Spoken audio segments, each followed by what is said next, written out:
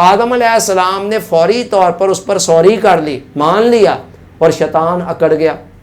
تو شیطان جب اکڑ گیا تو اکڑنے کے بعد جب انسان غلطی کی جسٹیفیکیشن دینی شروع کر دیتا ہے تو یوں سمجھ لیں کہ یہ غلطی کے اوپر سرکشی کا اضافہ کرنا ہوتا ہے۔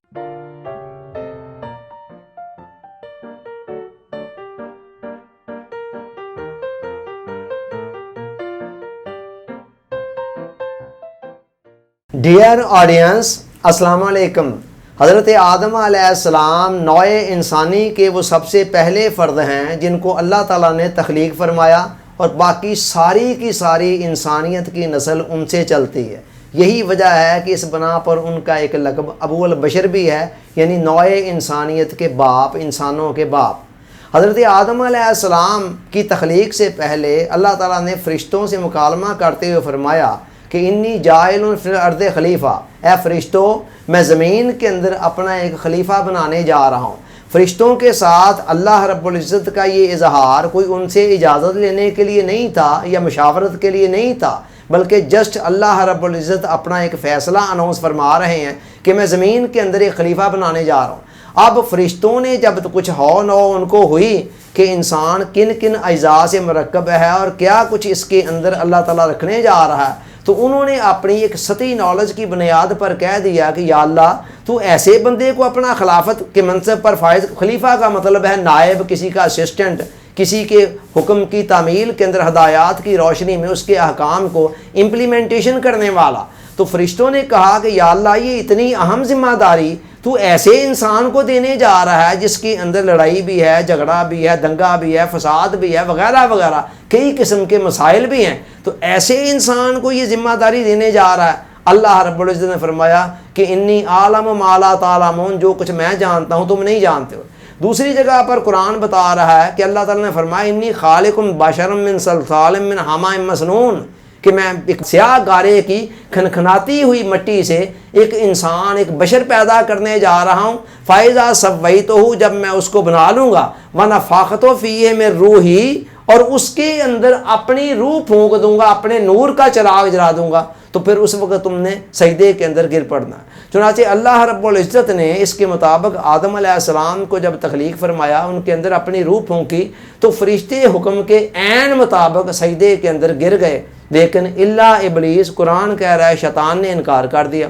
جب شیطان نے انکار کیا تو اللہ رب العزت نے فرمایا کہ اے شیطان یہ تو بتا کہ تجھے کس چیز نے منع کر دیا کہ جب میں نے میں نے حکم دیا تھا کہ سجدہ کرنا ہے اس کو، تو تو نے اس کو سجدہ کیوں نہیں کیا؟ اس نے آگے سے جو جواز دیا وہ یہ تھا انا خیر من، میں اس سے بہتر ہوں، مجھے تو نے آگ سے تخلیق کیا ہے اور آگ اوپر کی طرف جانے والی ہے، تو لہذا یہ مٹی سے بنا ہے اور مٹی نیچے کی طرف جانے والی ہے۔ اس بنا پر اس نے یہاں سے یہ نتیجہ اخذ کیا کہ میں اس سے بہتر ہوں، تو چونکہ میں اس سے بہتر ہوں اس لیے میں اس کو سجدہ نہیں کیا۔ اللہ تعالیٰ نے فرمایا فاخرج، یہاں سے نکل جاؤ، انک من الصاغرین، یہ قرآن کے الفاظ ہیں، تو بے شک تو چھوٹوں میں سے ہے، یعنی تو خود بڑا بننے کی کوشش کر رہا ہے، اور ہماری بارگاہ کا اصول یہ ہے کہ جو خود بڑا بنتا ہے اس کو ہم چھوٹا کر دیتے ہیں، جو خود چھوٹا بنتا ہے اس کو ہم بڑا کر دیتے ہیں۔ حضور علیہ السلام نے اس اصول کی طرف اشارہ کرتے ہوئے فرمایا من تواضع للہ رفعہ اللہ، جو اللہ کی خاطر عاجزی اختیار کرتا ہے، انکساری اختیار کرتا ہے، پستی کی طرف آتا ہے، رفعہ اللہ، اللہ اسے اتنا ہی بلند کر دیتا ہے۔ ومن تکبر وضعہ اللہ، اور جو تکبر کا مظاہرہ کرتا ہے، خود کو بڑا سمجھتا ہے، اپنی بڑائی کا خود اعلان کرتا ہے، اللہ رب العزت اسے اتنا ہی نیچے گرا دیتے ہیں۔ سو اللہ رب العزت کی بارگاہ میں رفت اور پستی کے ملنے کا اصول یہ ہے کہ انسان خود کو نیچا سمجھے، نیچے گرا دے، پست کر لے تو اللہ اٹھا دیتا ہے۔ تو شیطان نے کیا کیا؟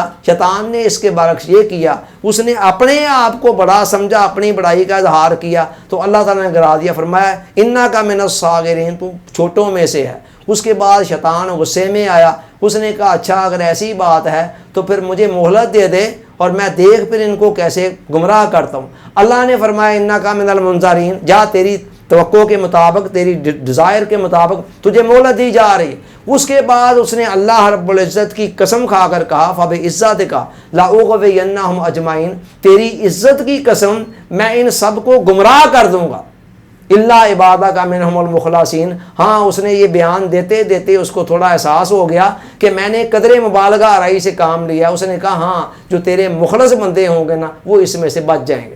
یہ مکالمہ ہوا، شیطان نکل گیا اللہ کی بارگاہ سے، اور اس کے بعد اللہ رب العزت نے آدم علیہ السلام اور بعد ازاں پھر حوا علیہ السلام کو پیدا فرمایا، تو ان دونوں کو کہا کہ آپ جنت کے اندر رہیں، جہاں سے چاہتے ہیں کھائیں پئیں، لیکن اس درخت کے پاس نہیں جانا۔ شیطان آتا ہے، اس وقت تک اس کی رسائی وہاں تک تھی، وہ آتا ہے اور حضرت آدم علیہ السلام کو بینیفٹس بنانا شروع کر دیتا ہے کہ اس درخت کا پھل اگر آپ کھا لیں گے اس کا کیا فائدہ ملے گا، اس کے کیا نتائج ملیں گے۔ وَقَاسَمَهُمَا رَبُّهُمَا، اور ان کے رب کے نام کی وہ قسمیں کھاتا ہے۔ جب اللہ رب العزت کے نام کی قسم کھائی تو حضرت آدم علیہ السلام سوچ بھی نہیں سکتے تھے کہ شیطان اللہ کے نام کی قسم کھا کر جھوٹ بھی بول سکتا ہے، چنانچہ وہ اس بات میں آ گئے، انہوں نے اس کو کھا لیا۔ جب کھا لیا اللہ نے اپنی حفاظت کا جو لباس ان کو عطا فرما رکھا تھا وہ واپس لے لیا، اور اس کے بعد آدم علیہ السلام کو احساس ہو گیا کہ کچھ مجھ سے مسٹیک ہو گئی ہے۔ انہوں نے اللہ کی بارگاہ میں توبہ کرنی شروع کر دی۔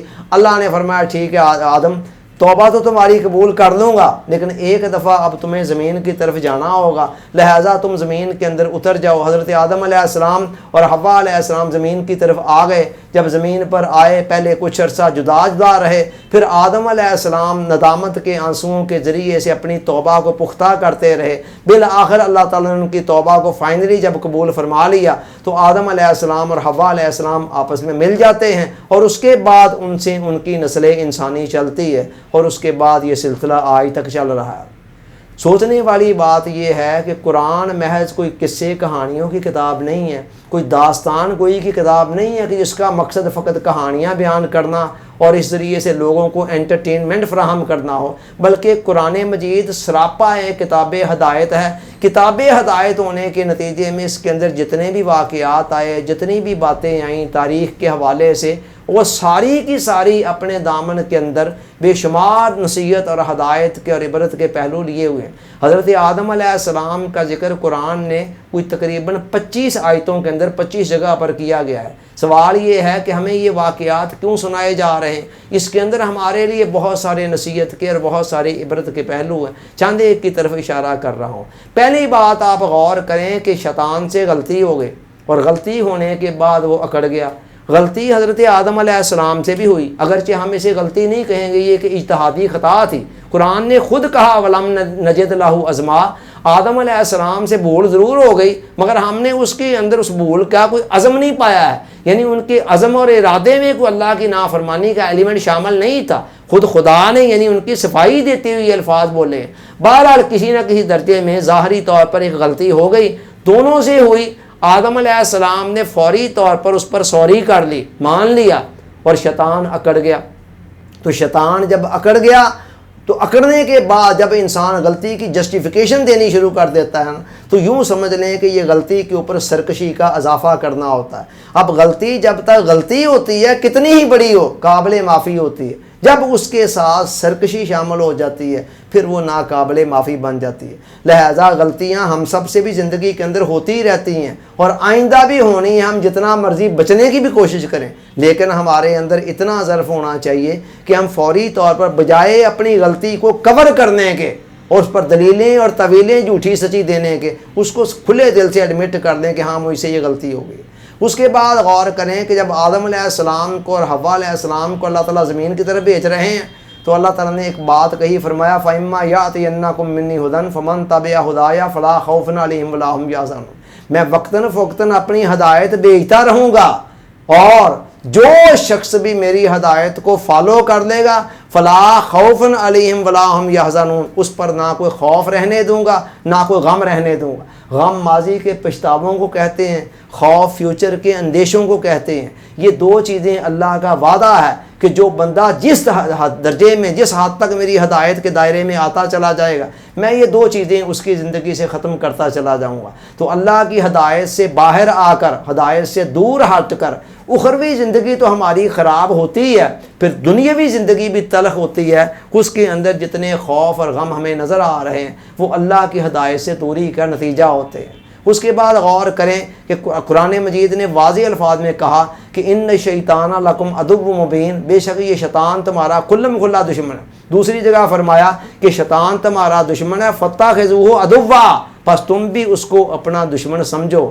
تو شیطان مستقل طور پر قیامت تک کے لیے ہمارا دشمن ہے، وہ قیامت تک کے لیے چیلنج دے کر آیا ہے، اور ہم اس کے ساتھ پیار اور محبت کی پنگیں بڑھاتے رہتے ہیں۔ ہمیں اندازہ بھی نہیں ہوتا ہے کہ وہ کس حد تک ہمارے اندر کس کس رنگ کے اندر عمل دخل کر رہا ہے اور کس کس انداز کے اندر ہمیں راہ سے بھٹکا رہا ہے۔ ضروری بات یہ ہے کہ ہم اس کو اپنا دشمن سمجھیں اور اس حوالے سے ذرا سینسیٹیو ہوں تاکہ ہم اس کے حربوں سے بچ سکیں۔ Thanks for watching.